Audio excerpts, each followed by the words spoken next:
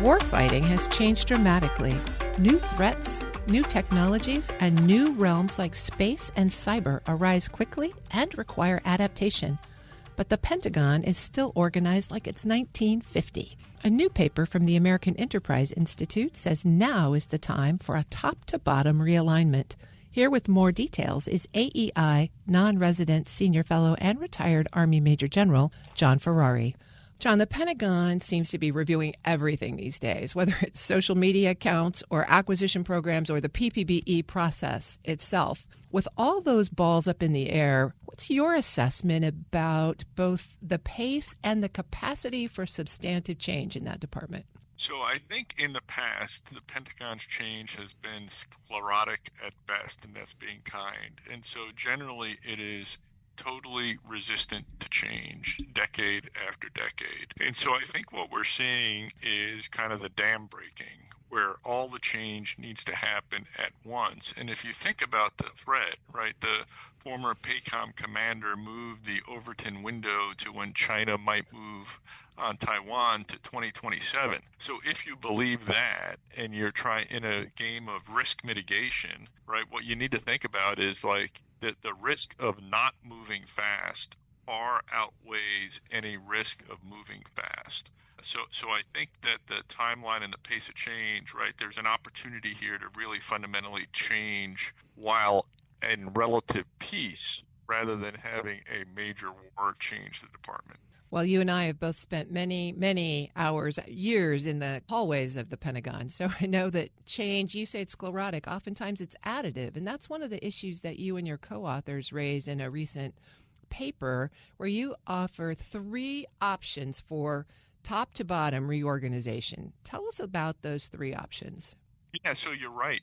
Change is additive, but the problem with additive is layer upon layer upon layer of sediment build on each other, and then you don't actually get what you want in the change. And so when you basically look at the gears that run the Pentagon, there are 4 major gears, right? So one of them is the Office of Secretary of Defense. Right. The second are what's called the military departments, and people confuse those with the third layer, the military services. They're actually different. The military departments are run by political leadership appointed and confirmed by the President and the Senate, mostly civilians.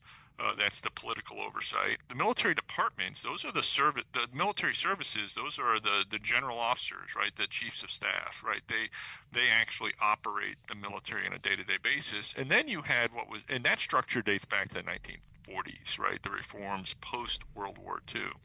And then you had the combatant commands and the joint staff, which were really changed in 1986. And so what we said is like all the conditions that put those 4 groups of organizations together have really changed. And fundamentally, the organizations haven't changed. And so we put together 3 potential options for the department, which is, open to change right now to think about doing it. And so quickly, just to run through them, like the first option we call is the power of 3, right? And it removes the execution task from the Office of Secretary of Defense. So what a lot of people don't realize is that Office of the Secretary of Defense, which is supposed to provide the policy direction and carry out the will of the President of the United States, has really become a service in a military department itself. It consumes about a quarter of the defense budget. And so we take a lot of those functions out of that, put the Secretary of Defense back into that policy making. And then it takes the 3 military departments, which are run by the service secretaries, again, the political arm, and we say that they should be in charge of all the execution on behalf of the Secretary of Defense. But they need to be focused on the outcomes that the president wants. And so the military departments transform from being what is now service-based, like the Department of the Army, to being outcomes-based, which is like specific warfighting, strategic support. The second option is called the power of boundaries, and that would restructure the COCOMs around specific threats rather than geographic regions, and really streamline the military departments, trying to reduce redundancies. And then the last option is called the power of core functions.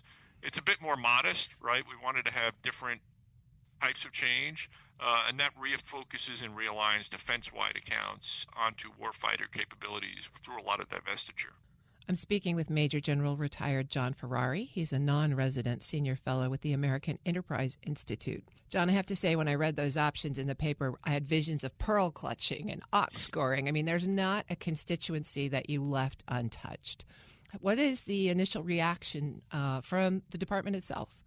So, the department has been undergoing a lot of pearl clutching and angst with DOGE and the change of administration. And I think that, there's been a lot of talk from the Secretary of Defense's office, right, to put out memos that say, hey, tell us how you're going to change. But what there hasn't been is an underlying vision of change to what? Right. So all the organizations, all the COCOMs are supposed to come back and say, well, tell me how you're going to change. Well, what's the unifying theory behind it?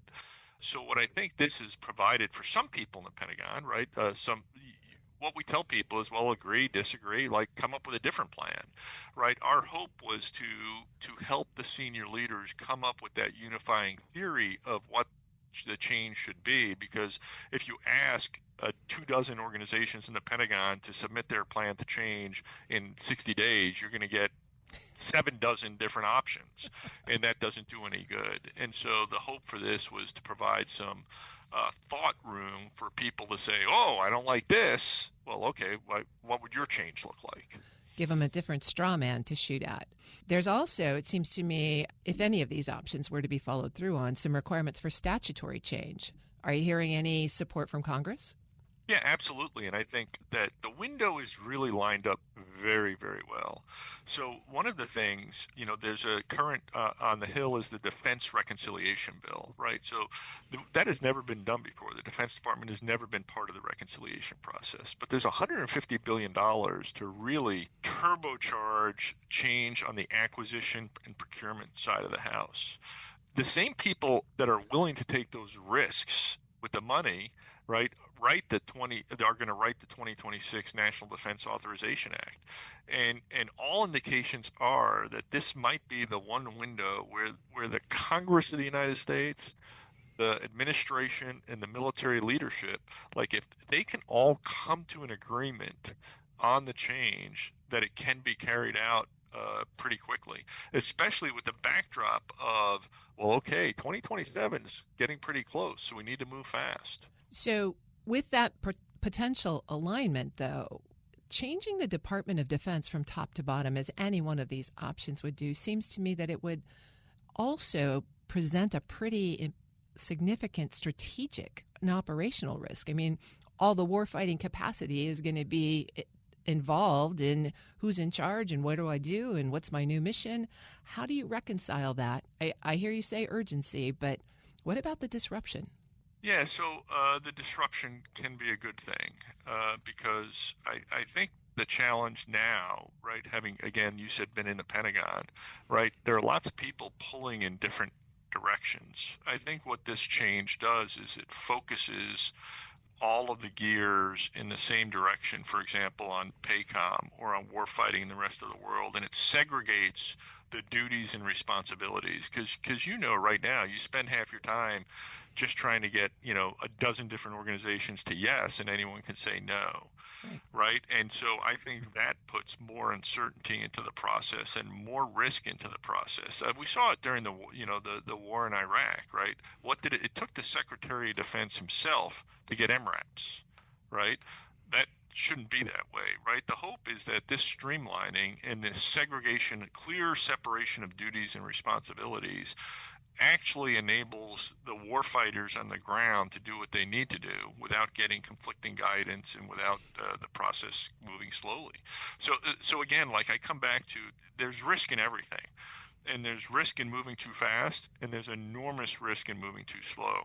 On that scale, if you have a left limit of moving too slow and the right limit of moving too fast, my guess is, most people agree, the Defense Department has been pegged to moving too slow.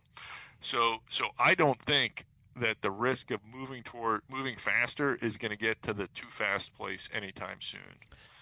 Well, there's certainly been a lot of discussion about the need for more speed, so we'll see how fast they come to terms on all of the recommendations that they're going to get in the next few weeks, I guess. Major General retired John Ferrari is a non-resident senior fellow with the American Enterprise Institute. John, thanks so much for joining me this morning. Thank you very much.